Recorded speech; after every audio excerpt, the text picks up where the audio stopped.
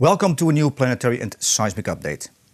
In the previous update, we mentioned the possibility of a magnitude 7 earthquake around the 9th. And if you look at the SGI graph with magnitude 5.5 and a larger earthquake of this previous time frame, we see that indeed we had a magnitude 7 earthquake. It occurred on the 8th in Japan. We also see some clustering of strong earthquakes following that major earthquake, and that was on the 9th and early on the 10th, 6.5 in the Sea of Okhotsk. So around the 9th was pretty accurate, our estimate there with this major earthquake and also a strong earthquake.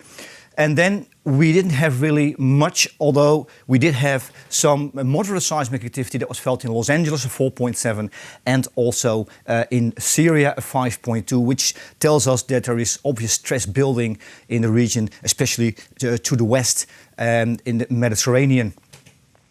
So no 5.5 or larger earthquake on the 11th, 12th, 13th, but we do see critical planetary geometry that I also mentioned in the previous update on the 14th and 15th in particular, and that is what we're going to discuss next, because there is some critical geometry in there that I did not mention in the previous update, and we'll show that in the solar system. Here we see that the moon is in a conjunction or opposition with Mars and Jupiter, and that is also accompanied by right angle geometry with Venus and Saturn almost at the same time. So we have Earth in a conjunction with Mars and Jupiter, the moon making lunar geometry with both planets, and then this right angle geometry at the same time. That is really critical, and we could see a pretty large earthquake as a result, and it could be later today or tomorrow, and it could go well into the 7 magnitude range, because opposing right angle geometry, as we see here with Venus and Saturn, that is critical. Fortunately, Venus is not a large outer planet, because that would have been really critical. But this is already pretty critical, because we do have conjunction and right angle geometry with the moon at the same time. So be on watch there. Later today, tomorrow, there's already a possibility. Now, if you look at the SGI graph for the coming time frame, we see some really disturbing planetary geometry. And if you look here from the 14th to the 23rd, we see a huge cluster on 18 and 19 August. And there are 5 planetary conjunctions converging, or 4 planetary conjunctions, and a full moon at the same time. That is extremely critical.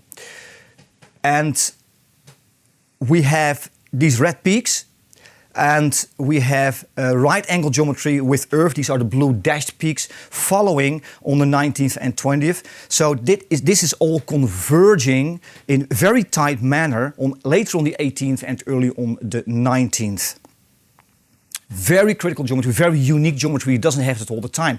The last time we had a convergence of multiple planetary conjunctions, that was actually in March. 5 planetary conjunctions, primarily with Mercury. Venus was not so much involved. We didn't have a large earthquake, but we see this obvious clustering that occurred immediately following that convergence of 5 planetary conjunctions. So when we have this major convergence, we really have to be on extra alert if you are in an earthquake-prone area. In the solar system, we see this planetary geometry, these multiple convergence and critical lunar geometry as well, because the moon will be conjunct and opposite Saturn and Venus. But we see here Venus, Mercury and Neptune. We see Sun, Mercury and Earth in a conjunction. We see Mercury, Mars and Uranus in a conjunction. And Mercury, Mars, Uranus in a conjunction, that also happened with the largest earthquakes on the record in 1960, May 22nd, 9.5, and also in 1964, March 28, 9.2 in Alaska. In both cases, we had Mercury, Mars and Uranus in a conjunction. And we have Venus here as well. So this is a really critical situation. Venus, Mercury, Neptune, also a very critical planetary conjunction associated with magnitude 8 earthquakes. But it depends on the stress levels in Earth's crust. There has to be a very large fault section that must have reached a critical limit in order for a megathrust earthquake to occur. But this planetary geometry can really set off such an earthquake if the time is right, tectonically speaking.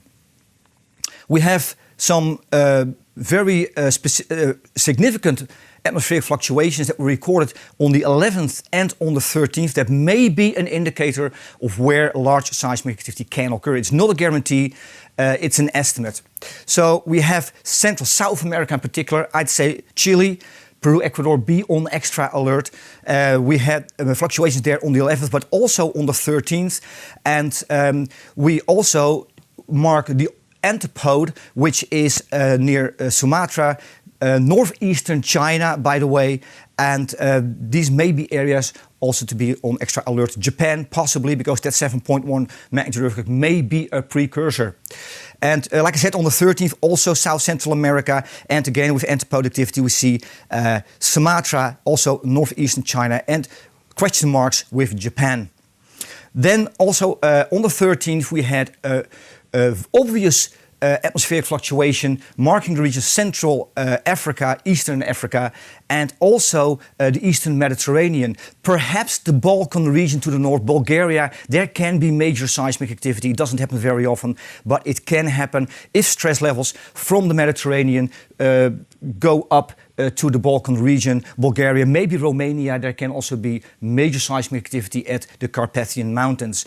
But the Eastern Mediterranean is also on extra alert because we have seen some increased seismic activity there in the last several days, including a bit to the east in Syria. And the antipode of these fluctuations, that would be in particular the Cascadia subduction zone. And if we if we follow the line to the south, we see to the west, we see New Zealand, but I don't think that that will be very risky, but be on extra alert just in case. But Cascadia, of course, is a candidate for a megathrust earthquake. It's, the last time was in 1700. So be on extra alert. First with the planetary geometry that we had yesterday, especially the lunar geometry. There can be a major earthquake later today or tomorrow. That's the first convergence that we should pay attention to. But specifically 1819, that is really critical. If you look back at the SGI graph here, around the 20th may already be the date for a very large earthquake, around the 20th. But in general, I'd say be on watch from approximately the 19th to the 23rd. Because in the days following the critical planetary geometry, we usually see an obvious seismic increase. And it may not be just one major earthquake or a large earthquake. I expect multiple stronger earthquakes across the planet, typically 5.5 and larger. So again, if you are in an earthquake-prone area, be on extra alert. It can get really, really rough in the coming week. This is the update.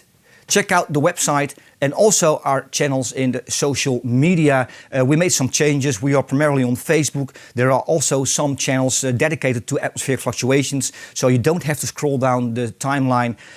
You can really look up all those atmospheric fluctuations on that channel. And also on Telegram and WhatsApp, whatever platform you prefer. Okay, this is the update. Stay safe. Until next time. Subscribe to our channel and push the bell icon to get video notifications on your smartphone.